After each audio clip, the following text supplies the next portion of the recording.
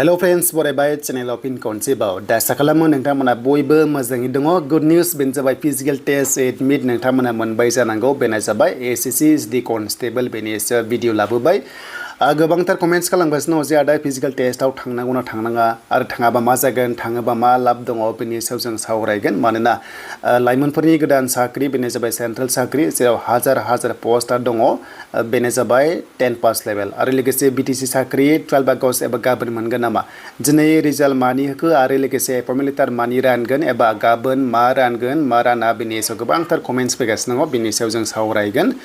बेखायनो भिडिअखौ नोंथांमोना जोबजासिम नाय आरो जाय नोंथांमोना चेनेलाव गोदान साबस्क्राइब खालामना ला जाहाथे आपकामिं लेटेस्ट आपडेट नोंथांमोना बड' जब इनफो यूट्यूब चेनेलाव मोननो हायो दा गोबाव खालामा जों थांग्रोनो फार्स्टआवनो अफिशियेल वेबसाइटआव दा जों फैबाय SSC नि जोंहा माखासे एडमिट डाउनलड खालामनाय प्रसेसआव नाथाय नोंथांमोननि फिजिकल टेस्टखौ कन्डाक्ट खालामगोन बेनो जाबाय CRPF अके CRPF बा कन्डाक्ट खालामगोन फिजिकल टेस्टखौ बेखायनो एडमिट नोंथांमोना डाउनलड खालामनो हासिगोन आरो बे फिजिकल टेस्टआ 20 निफ्राय जागोन अके 20 आगस्टनिफ्राय बियो जागायसिगोन ओंखायनो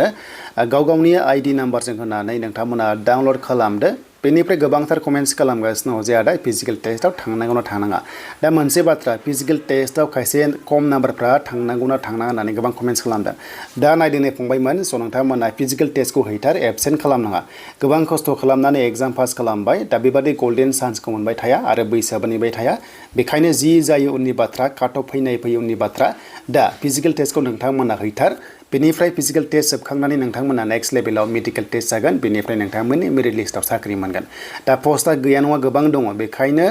बे चान्सखौ हगारनाङा आरो नेक्स्टआव फैबावगोन बेनो जाबाय जिडि कनस्टेबलाव आरो लोगोसे SSCआव गोबां रोखोमनि दिल्ली पुलिस MTS हावलदार पस्टआव गोबां रोखोमनि पस्टआ लारि फैगासिनो आरो दा बावैनो एप्लाइ लिंकआबो एक्टिभ जाथारसिगोन दा बेखायनो जायनोखि एग्जाम पास खालामना दोनदों फिजिकल टेस्टआव हैथार दा काट अफ होनोबा स' काट अफखौ एसेबां टेनसन लाथ'नाङा जानो हागौ खायसे कैंडिडेटआ एबसेन्ट जायोबा काट अफआ खमबो जायो आरो खायसे फिजिकल टेस्टआव डिसक्वालिफाइड जायो बेखायनो काट अफखौ डाइरेक्टआ फिक्स बुंनो हाया जायखिजाया काट अफआ बांद्राय गोजौ थांनाय नङा नोंथांमोना फिजिकल टेस्टआव एटेन्ड जाथार स' बयनिसिमबो अल द बेस्ट थाबाय जाहाथे आपकामिंआव नोंथांमोना साख्रि मोननो हायो दा बेनो जाबाय नोंथांमोननि SSC जिडि कनस्टेबलनि सायाव दानिया जों सावरायसो बेनो जाबाय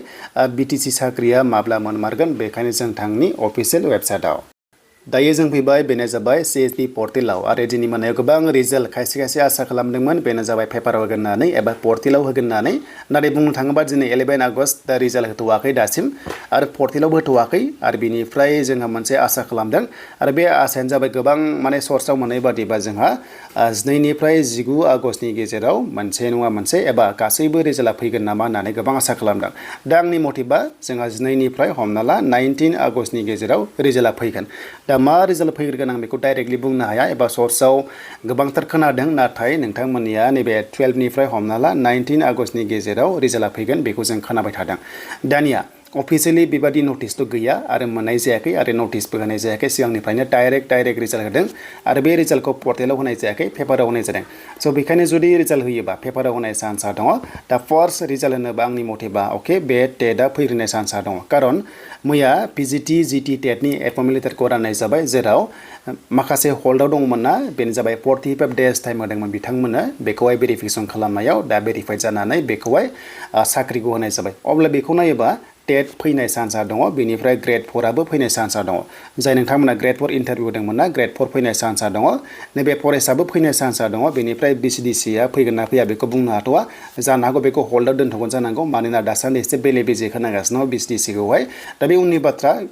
दा बे फिक्स नङा जायखिजाया फैनोबो हागौ आरो फैयाबो जानो हागौ VCDC आरो देन बेनिफ्राय HS लेभेल आरो डिग्री लेभेलाबो फैगोन दा बेखौ गोबांथार कमेन्ट्स खालामदों नैबे HS लेभेल आरो लोगोसे डिग्री लेभेला इलेक्सन उनावसो फैगोन नामा होननानै थ' बेबादि जाथावा दानि कारेन्ट टार्म्सआव जि दङ बे हमना ला बे साख्रिखौ होखानांगोन दा इलेक्सनाव सोर देरहायो सोर सरकार दायो दा बे उननि बाथ्रा नाथाय कारेन्ट टार्म्सआव जेनोखि साख्रि होनो थांखि लादों बे साख्रिखौ होथारनांगोन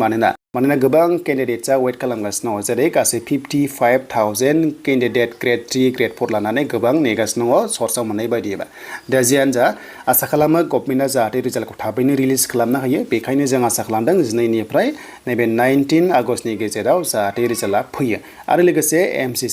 MCC माब्ला नांगोन तो MCC माब्ला नांगोन होनोबा जानो हागौ लास्ट उइकआव बियो नांनो हागौ डेट फिक्स नङा लास्ट उइकआव नांनो हागौ दा थाबैनो नटिफिकेसन ओंखारसिगोन जे माब्ला इलेक्सन जामारगोन नाथाय मोनसेल' बाथ्रा जे फुजानि सिगां इलेक्सननि रिजाल्टखौ होगोन बेखौ खोनादों दा नेक्स्ट लेभेलाव बेखौ सावरायबाय थागोन दा जोंनि मेन फकासआ बेनो SSC जिदि फिजिकेल टेस्ट पास खालामथारनांगोन नोंथांमोना जायनोखि एग्जाम पास जादों मानोना एग्जाम पास जानाया इजि नङा बेखायनो फिजिकेल टेस्टआव एटेन्ड जाथार साख्रि मोननाय मोनि काट अफ थांनाय थाङि बे उननि बाथ्रा नाथाय फिजिकेल टेस्टखौ एटेन्ड खालामथार आरो लास्टआव मेडिकेल टेस्ट पास खालामनानै फंबायमोननो सिस्टारमोननो साख्रिखौ होनाय जागोन सेन्ट्रेल साख्रि बेनो जाबाय देग्लायनो मोनगोन